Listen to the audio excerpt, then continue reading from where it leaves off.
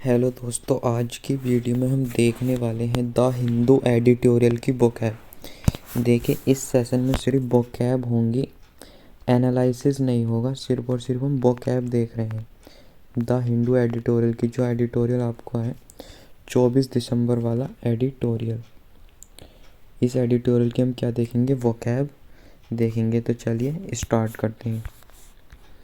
Most important vocab हैं ये, आपको याद करनी है। एग्ज़ाम के पॉइंट ऑफ व्यू से बहुत ही ज़्यादा इम्पोर्टेंट है और ये सभी के लिए है। एसएससी, बैंकिंग, यूपीएससी या फिर अगर आप एनडीए वगैरह का एग्ज़ाम भी देंगे तो उसके लिए भी ये इम्पोर्टेंट है। तो चलिए स्टार्ट करते हैं।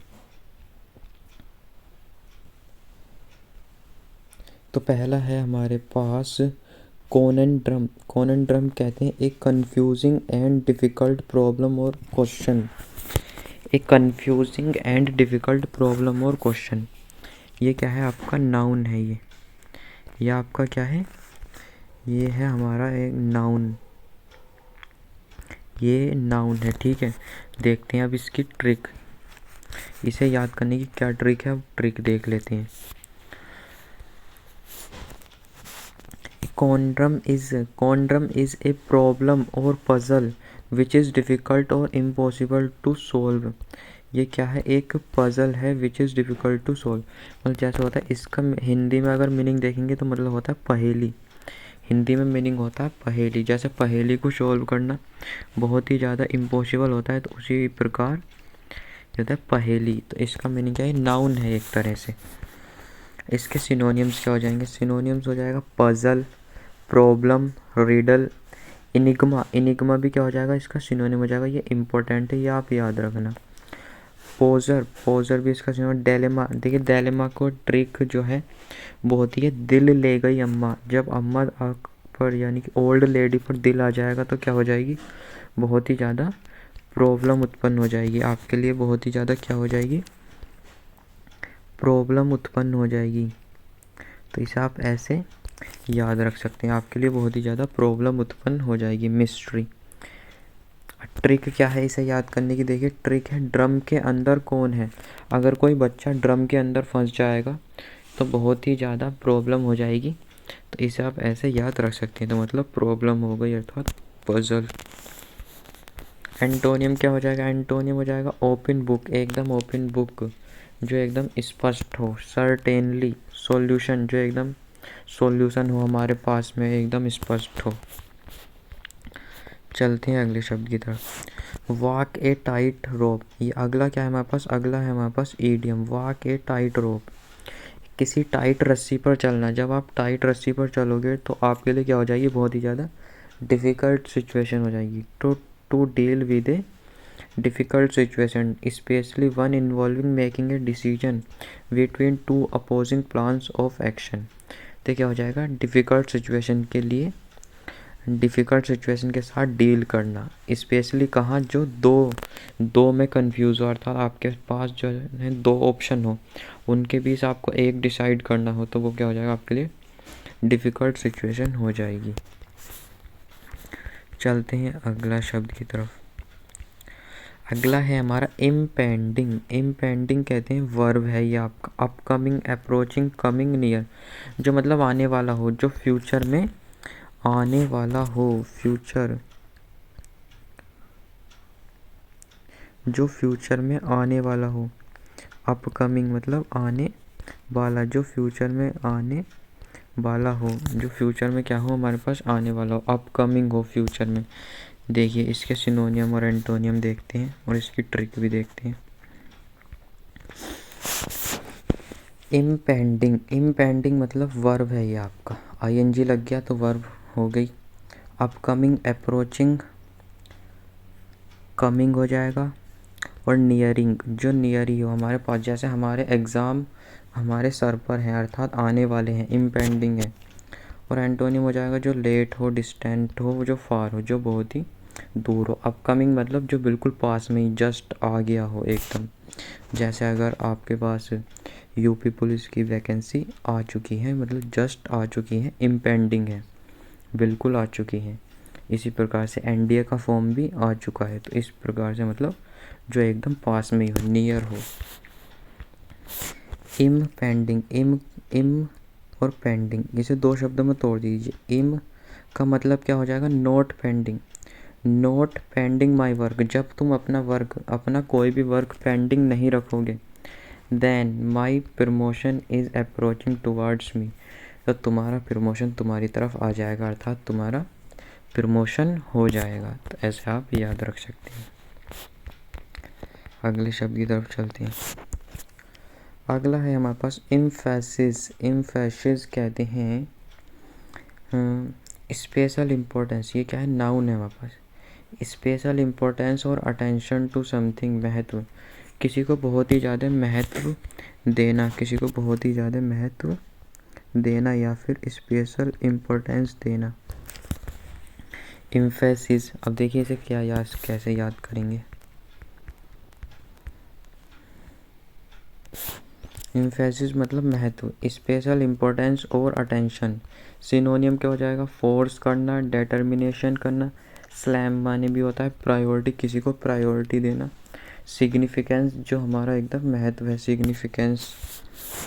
एंटोनियम क्या हो जाएंगे, डी एम्फिसाइज, इसमें बस डी लगा देना है हमें। डी एम्फिसाइज, ट्राई वैलिटी, जैसे ट्राइवैलिटी होता है, जैसे ट्राइबल का मतलब होता है मामूली, और ITY लगा दो, मतलब जिस पर ध्यान नहीं देते हम। इग्नोरेंस, जिसकी हमें नॉलेज ही ना हो। इनसिग्निफिकेंस। देखिए स्लैम का यूज़ देखिए, ये जो आपका शब्द है ना स्लैम, ये है आपका शब्द स्लैम, इसका यूज़ देखिए। He slammed the book on the table, उसने मतलब बुक को टेबल पर फेंक दिया, अर्थात जोर से फेंक दिया, अर्थात महत्व देना या जोर देना। इसे आप याद रख सकते हैं। अगला शब्द है हमारा प्रीवेल्ड। प्रीवेल्ड मतलब टू गेट कंट्रोल और influence in a particular situation, विद्यमान या प्रचलन में होना। देखिए इसे कैसे याद करेंगे प्रीवेल्ड को। प्रीवेल्ड मतलब प्रचलन में होना, या फिर इसके कुछ सिनोनिम हो सकते, प्रबल होना, प्रचलित होना, या फिर जीत लेना। क्या कर लेना, जीत लेना, अर्थात विन कर लेना। जीत लेना अर्थात विन कर लेना, ये भी इसके क्या है, सिनोनियम है। Prove, prove plus well, you prove that you are superior, अपने आप को सुपीरियर प्रूव करके बताओ। इसके सिनोनियम क्या हो जाएंगे, डोमिनेट करना, सिनोनियम हो जाएंगे डोमिनेट। सिनोनियम्स इसके हो जाएंगे डोमिनेट करना, विन करना, ओवरकम करना। Carry the day, carry the day क्या है हमारे पास, ईडियम है। कैरी द डे क्या है हमारे पास, ईडियम है। Carry the day, carry the day क्या है हमारे पास, ये है हमारे पास एक idiom.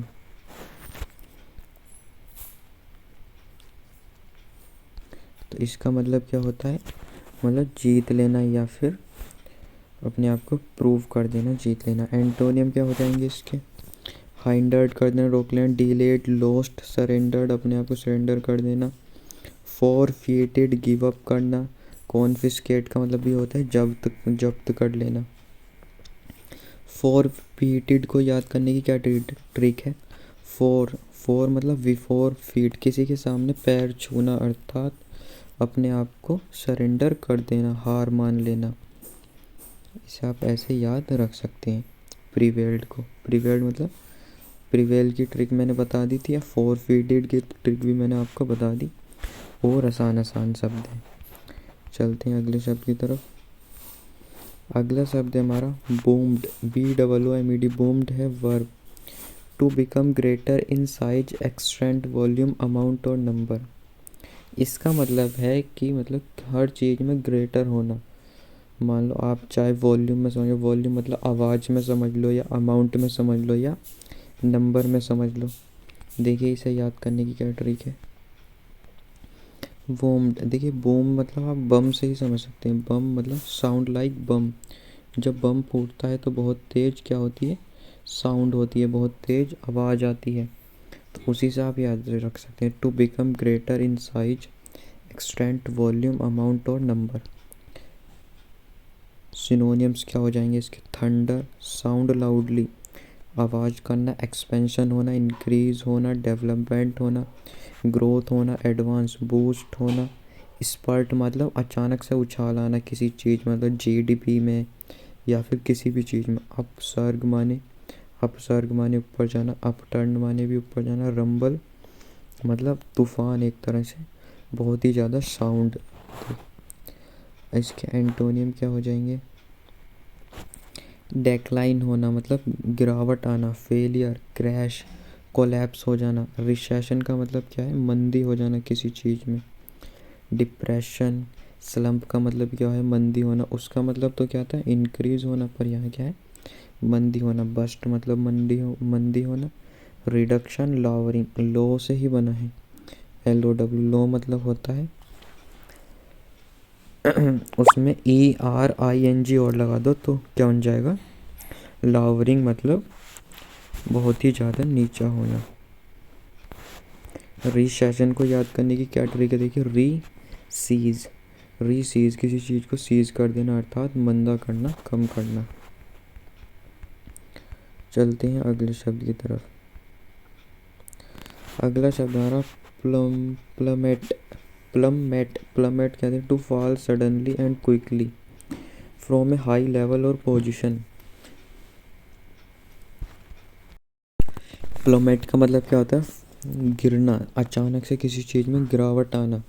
Quickly from a high level, जान मान लो आप एक अचानक से बहुत अच्छी परफॉर्मेंस कर रहे थे और आपकी रैंक अचानक से गिर गई, तो वो क्या कहलाएगा? प्लमेट।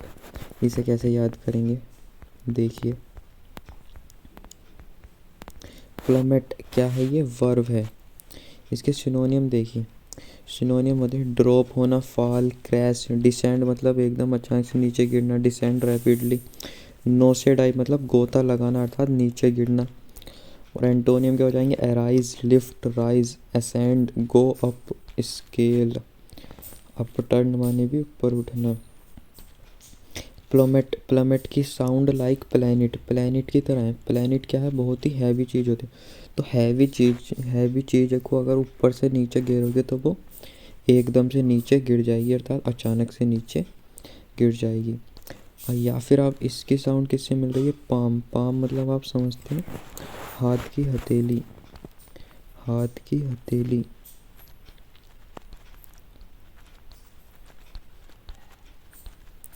पाम मतलब क्या होता है? हाथ की हथेली। पाम मतलब होता है हाथ की हथेली। जब स्पाइडरमैन ऊपर से नीचे गिरता है तो वो अपनी हथेली ज़मीन पर टेकता है। तो इस तरह से आप इसे याद रख सकते हैं। चलते हैं अगले शब्द की तरफ।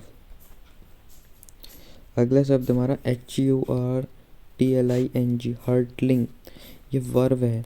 To move with great speed perhaps causing danger, मतलब ग्रेट स्पीड के साथ आगे बढ़ना। हर्टल मतलब ग्रेट स्पीड के साथ आगे बढ़ना। देखिए, इसे याद करने की क्या ट्रिक है? पहले ट्रिक देखिए आप। Hurtle rhymes with turtle. Turtle का नाम सुना होगा, कछुआ। कछुआ क्या करता है? बहुत ही धीमे चलता है, स्लो चलता है। पर हर्टल इसका अपोजिट है। हर्टल क्या है? इसका अपोजिट। हर्टल क्या है? इसका अपोजिट है। वो क्या चलता है? बहुत ही स्पीड में, अर्थात तेज एकदम। इसके सिनोनिम देखिए, रश एकदम चार्ज, फुर्तीला, रेस, प्लंज मतलब बहुत तेज चलना, स्लोइंग, क्रूएल मतलब रेंगना, पॉकिंग मतलब कुरेदना किसी चीज़ को। ऐसे आप याद रख सकते हैं। अगला शब्द है डेलिकेट। डेलिकेट आप यहीं देख लीजिए। डेलिकेट कहते हैं नाजुक, कोमल, इजी टू डैमेज और ब्रेक, जिसे आसानी से डैमेज कर दिया जाए। एलिजेंट मतलब एकदम सुंदर, फाइन, एक्सक्वाइजिट मतलब भी क्या होता है? बहुत ही एकदम सुंदर। देखिए, डेलिकेट तो बहुत ही आसान है, इसे आप आसानी से याद कर सकते हैं, इसमें ट्रिक की भी ज़रूरत नहीं है। इसके एंटोनियम देखिए, रफ, हार्ड, इनडेलिकेट, कोर्स, हार्श मतलब कठोर, क्रूड माने भी कठोर, हैवी, इनएलिजेंट जो सुंदर ना हो, स्ट्रॉन्ग, अनब्रेकेबल जिसे तोड़ा ही ना जा सके, अनफ्रेजेबल जो जिसे भी टूटा ना जा सके, अटूट एकदम, फ्रिम मजबूत, रोबस्ट सॉलिड मजबूत। तो ये सब क्या है? इसके एंटोनियम है। तो देखिए जितने शब्द की ट्रिक हो सकती थी मैंने आपको बता दी है, और शब्द आसान आसान है, उन्हें आप ऐसे ही याद रख सकते हैं। और इसकी पीडीएफ आपको अगर पीडीएफ चाहिए तो मेरे टेलीग्राम चैनल पर मिल जाएगी।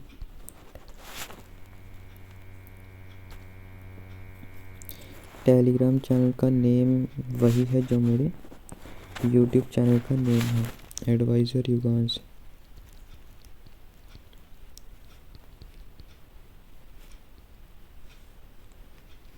ये मेरे टेलीग्राम चैनल का नेम है।